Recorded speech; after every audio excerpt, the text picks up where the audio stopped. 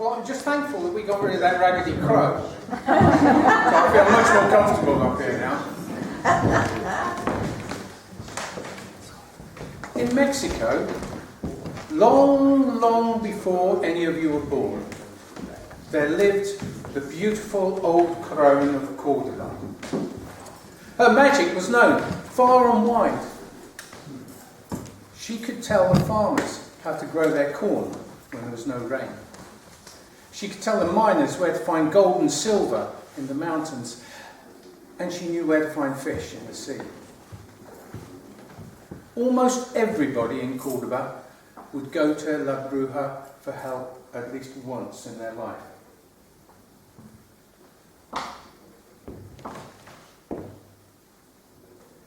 La Bruja would smile when she walked through the market. Her hair as white as the snow on the mountains, her eyes as blue as the sea, her skin, although she was old, as soft as a young girl's. La Bruja was a witch, and they knew that. But she was so kind and helpful, it didn't seem to matter. There were some, of course, that said La Bruja was in league with the devil because of her strange ways. But most thought that was just nonsense. La Bruja would smile when she made a potion. She'd smile when she made a spell. She was smiling one late afternoon when she was helping a young man, a lovesick young man, when there came a banging on the door. Well, La Bruja always willingly opened the door to help anybody that wanted, so she went to the door. But in through the door came 10 policemen and their captain. They surrounded La Bruja and tied her wrists.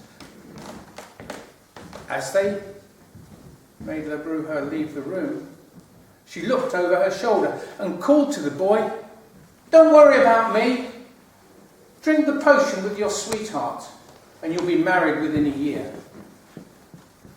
Outside, La Bruja turned and smiled at the policeman.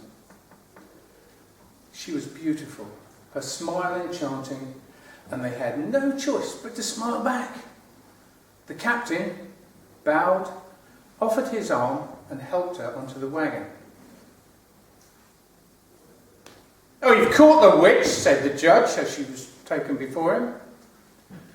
La Bruja looked at the witch straight in the eyes. She smiled, that enchanting smile. Well, the judge couldn't help himself. The judge started to smile and then closed his eyes, shook his head, banged his gavel. "No witch will live in my city, no matter how beautiful she is." La Bruja kept looking. The judge could see the stars of a summer's evening in her eyes. And again he started to smile and closed his eyes and shook his head and banged his gavel. And "No witch will live in my city, no matter how lovely she is." La Bruja still looked at the judge.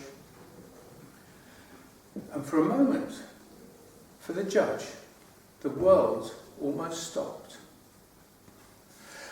And then he shook his head, then he stood up and he banged his gavel 3 times and said, "No beautiful witch will put me under her spell, no matter how much I want her to.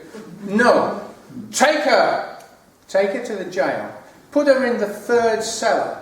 Do it now before I change my mind."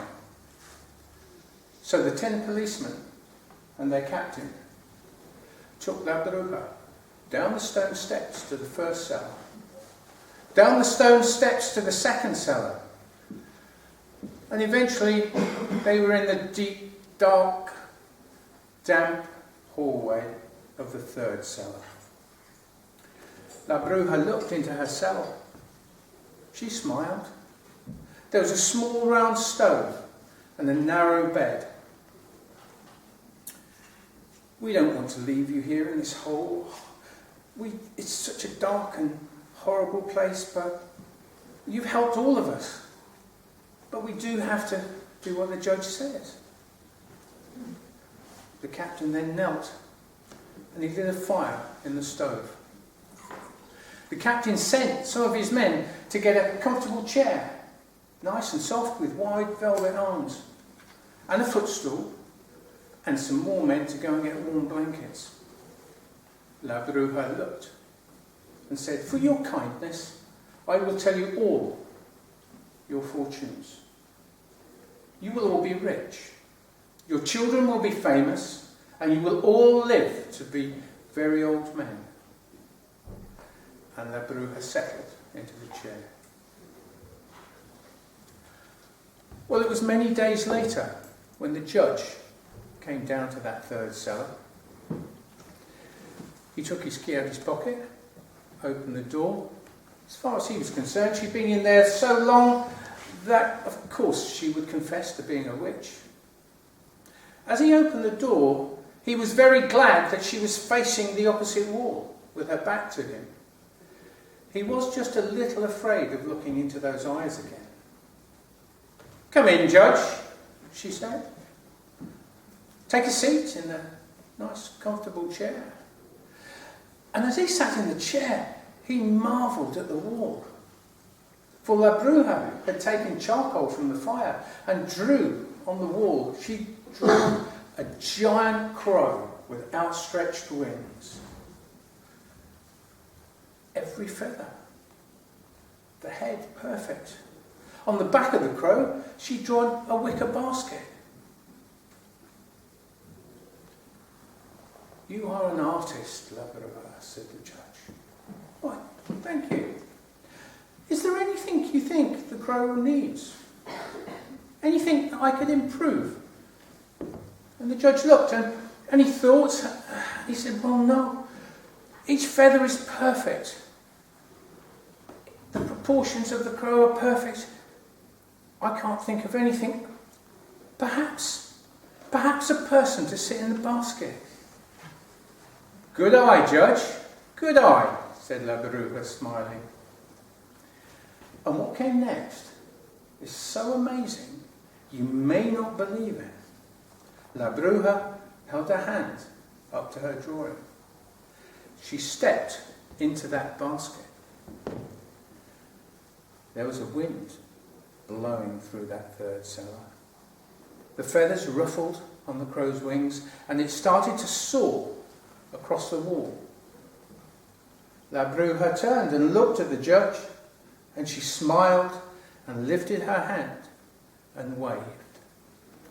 And the crow flew across the room, up into the corner, and out of my story, taking La Bruja with him.